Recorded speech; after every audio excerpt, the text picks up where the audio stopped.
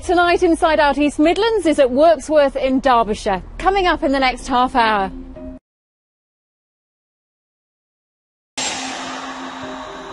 Also tonight, the hidden army of young carers in search of support. There's times where I sort of feel that I want to go out and see my friends, but I don't feel like I can because I want to be watching my mum.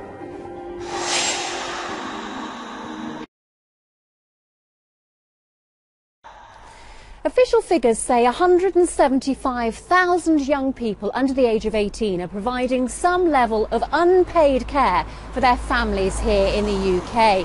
But recent research suggests the actual figure could be 4 times that because so many don't come forward for help. Well, BBC Radio Leicester's Jim Davis has been finding out what life's really like when you're left on your own to cope.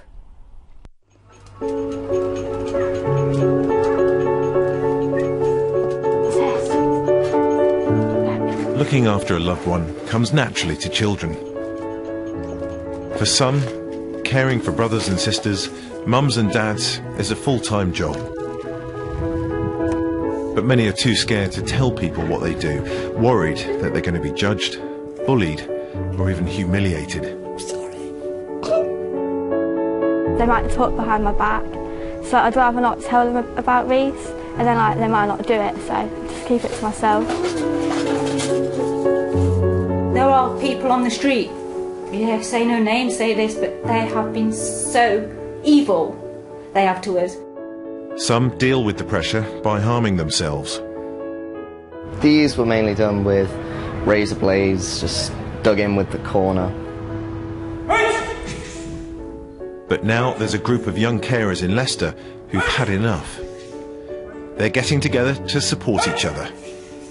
And I want to know what it's like for these young carers. What sort of burdens they're carrying, and what sort of help is out there for them.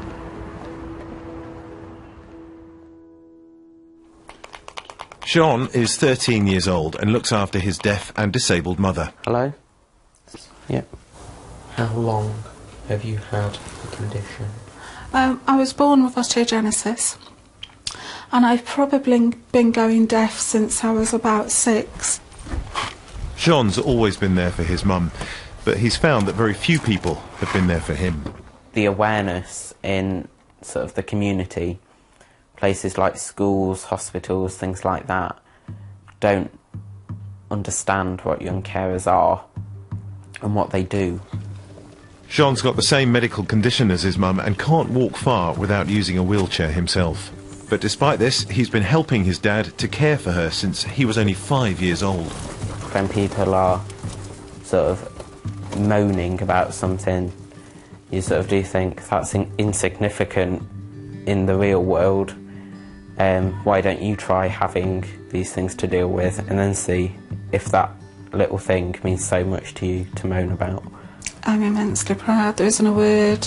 I've tried to find a word to say what it makes me feel like, and there isn't one. Jhon's experiences have made him determined to make a difference.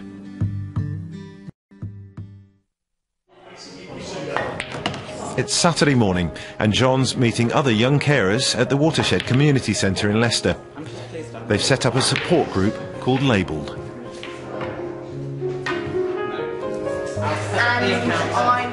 Jhon's one of the founding members, along with 20-year-old Lottie, who was plunged into caring for her dad after he suffered a nervous breakdown 10 years ago.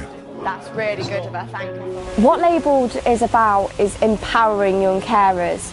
What we don't do is come in and take those responsibilities away. And a lot of young carers don't want us to take that responsibility. What they want is support to do it themselves. It's something we've got to cater. But recognising you're a young carer is one of the biggest challenges. A lot of the carers that have actually come here only realise that they're a carer when they came here. Because we've had some volunteers come along and after speaking to them, they're like, oh, I'm a carer. And we're like, yeah.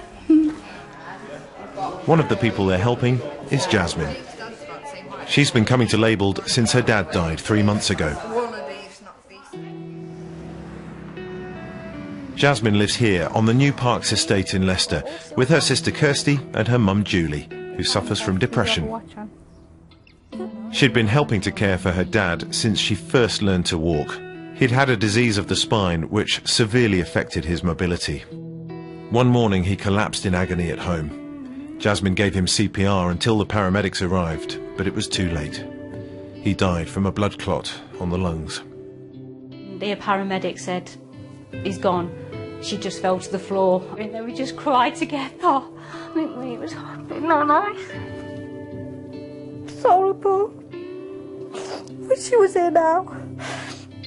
Jasmine's doing her best to help her mum through this. Mum doesn't like sleeping on her own at the minute, and I guess that's part because of everything that's going through her mind and stuff, and also the fact that she's so used to having somebody next to her that it's sort of the comfort thing. She's been left to manage her mum, who suffers from bipolar, a mental health condition that means she can either be very high or very low. There's times where I sort of feel that I want to go out and see my friends, but I don't feel like I can because I want to be watching my mum and sort of making sure she's okay and everything. And to top it all, they're now having to move home. The council need their adapted house back for someone else who's disabled. If you believe the official figures, there are around 175,000 children who provide unpaid care to a family member in the UK. But a survey by the BBC found the actual number is 4 times that, because so many don't tap into support services.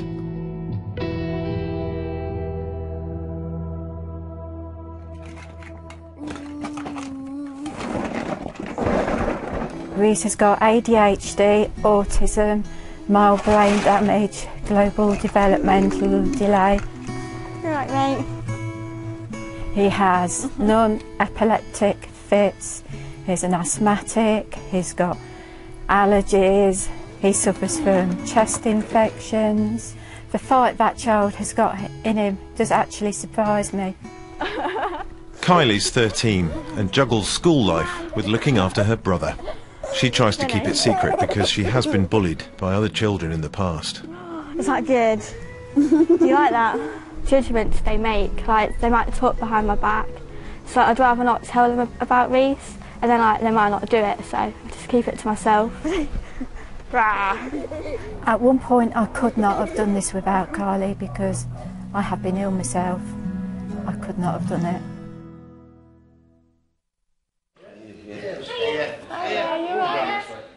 These children from Nottingham all care for a loved one at home.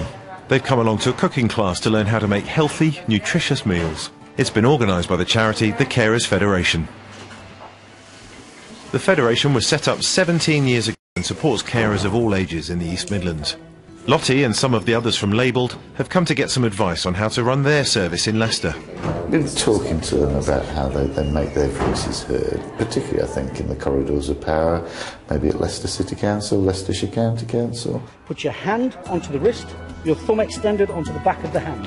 Well, it's been a few weeks since they went to the Carers Federation, and Labelled is running a self-defence class. And they've taken Rob's advice. They've invited Cheryl O'Neill, head of Leicester City Council's Family Services, and Nikki Thompson from Barnardo's. Thank you. This is what's happening right now then. Elbow down and the hand up at the same time. Keep hold of that, don't let it go. I know my hand's very slippy. Okay. So Cheryl, are you glad you came down tonight? Yeah, I'm very glad. I mean, it's really good to see the group that they described in action. Very positive and you know, humbling in many respects. You've got your own room. Jasmine and her mum and sister have finally been given a new home by the council, and they're moving in today.